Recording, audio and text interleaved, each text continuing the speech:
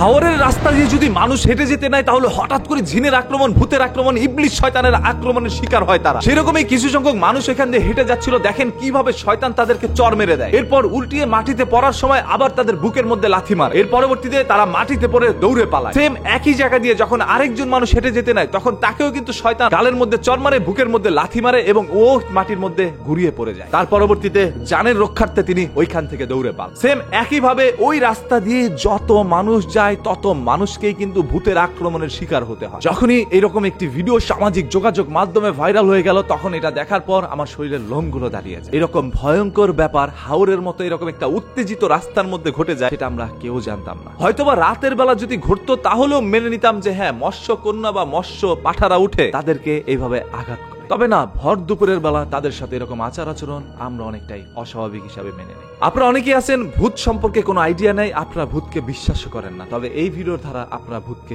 বিশ্বাস করতে বাধ্য হবে। আমি যখন এই ভিডিওটা নিয়ে চিন্তা ভাবনা করা শুরু করি এবং হাওর নিয়ে একটু রিসার্চ করা শুরু করি তখন আমার সামনে ভেসে আসে এরা হচ্ছে বাংলাদেশের মোটামুটি পপুলার টিকটকার। ভূতের আক্রমণের শিকারে এই সকল টিকটকাররা হাওর থেকে দৌড়ে পালানোর পরেও তারা হাওরের রাস্তাটা অতিক্রম করতে পারে। যখন নিচ থেকে তারা হাওরের মেন সড়কের মধ্যে উঠে দৌড়াতে পালাতে নেয় এমন অবস্থায় দেখতে পারলো তাদেরই একজন বন্ধুকে অন্য একজন আঘাত করছে। সেই আঘাতগুলো তাদের শরীরের মধ্যে লাগছে যার কারণে তারা উল্টে পড়ে যাচ্ছে। এই সায়েন্স, কমার্স, আর্টস মিলাতে গিয়ে অসংখ্য মানুষের মাথা থেকে চুল পড়ে গিয়েছে। তবে সর্বশেষ আমরা বুঝতে পারলাম বন্ধুকে আঘাত করছে যার কারণে আরেক বন্ধু ব্যথা পাচ্ছে, বন্ধু উল্টে পড়ে যাচ্ছে যার কারণে আরেকজন বন্ধু উল্টে পড়ে যাচ্ছে। ওই যে অনেক মুভিতে আমরা দেখি না, যমজ ভাই বোন, একজন অসুখ হইলে আরেকজনের অসুখ হয়। এখন দেখা যাচ্ছে বন্ধু মায়ের খাইলে আরেকজন বন্ধু মায়ের খায় অটোমেটিক। আসলে এরকম বন্ধুত্ব আমাদের প্রত্যেকটা ঘরে ঘরে হওয়া প্রয়োজন। এরকম বন্ধু যদি থাকে তাহলে কোথাও কোনো বন্ধু বিপদে পড়তে পারবে। আসলে এখানে সায়েন্স কি বলে আমি সেটা জানি না, যেহেতু আমি সায়েন্সের ছাত্র না। এখানে আসেন আর্টস কি বলে। যেহেতু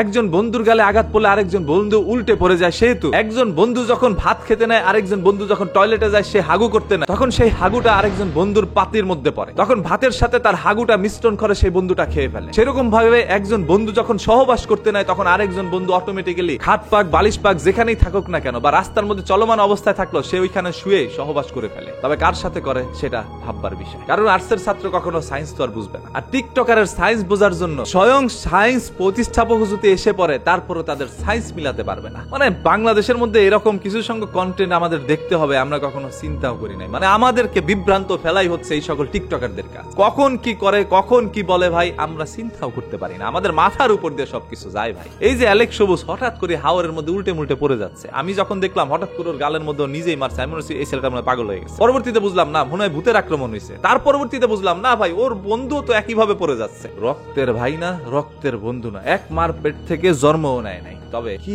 পরিমাণ টান বন্ধুর জন্য। আসলে বন্ধু যদি এরকম হয় তাহলে শত্রুর দরকার হয় না। এক বন্ধু ইচ্ছাকৃত ভাবে মনে করেন মাইর খাবে, আরেক বন্ধু অটোমেটিক্যালি পড়ে যাবে। ওই যে বললাম না, টয়লেটে গিয়ে যখন হাগু করে তখন এই বন্ধু রাস্তায় চলমান অবস্থায় প্যান্টের মধ্যে হাগু করে দেয়, মানে ও প্রস্রাব করতেছে, ও প্যান্টে প্রস্রাব করে দিছে। এই সায়েন্স কি আমাদের মতো পোলাবান মিলাইতে পারবে? আমি জানি আপনারা পারবেন, কারণ আপনারা লেজেন্ড ভাই। আপনাদের কাছে এই বিষয়গুলো কি মনে হচ্ছে আপনারা একটু কমেন্ট করে জানান, পারলে ভিডিওটা শেয়ার করে দেন যাতে করে আরো অসংখ্য মানুষ বিভ্রান্ত না হয়ে অন্ততপক্ষে বুঝতে পারে না এটা বন্ধুর জন্য বন্ধুর ভালোবাসা। এই ভালোবাসা নিয়ে মানুষ বেঁচে থাকুক আজীবন, সবাই সুখে থাকুক, এই দোয়া রেখে আজকের মতো এখানেই। তবে আমাকে আর বিদায় হতে দিলেন কই ভাই? এই যে ধরেন আমি বিদায় নিতে চাইলেই টিকটকার একটা না একটা কিছু করে ফেলে আর মানুষ আমাকে লিঙ্ক দিয়ে বলে ভাই ওকে একটা কিছু বলেন ভাই, আপনার মুখ থেকে এই কথাগুলো শুনতে চাই। আমি বলতে বলতে ভাই ক্লান্ত হয়ে গেছে, আমার গলার কণ্ঠস্বর ভেঙে যাচ্ছে। তারপরে এদেরকে মানুষ করে তুলতে পারি না, কারণ আমরা কিভাবে পারবো ভাই সোশ্যাল মিডিয়ায় বসে? ওর মা বাবাই তোরে মানুষ করতে পারে, আর টিকটকাররা কি ভাই মানুষ হয়? ওরা দিন শেষে একজন টিকটকার হয়।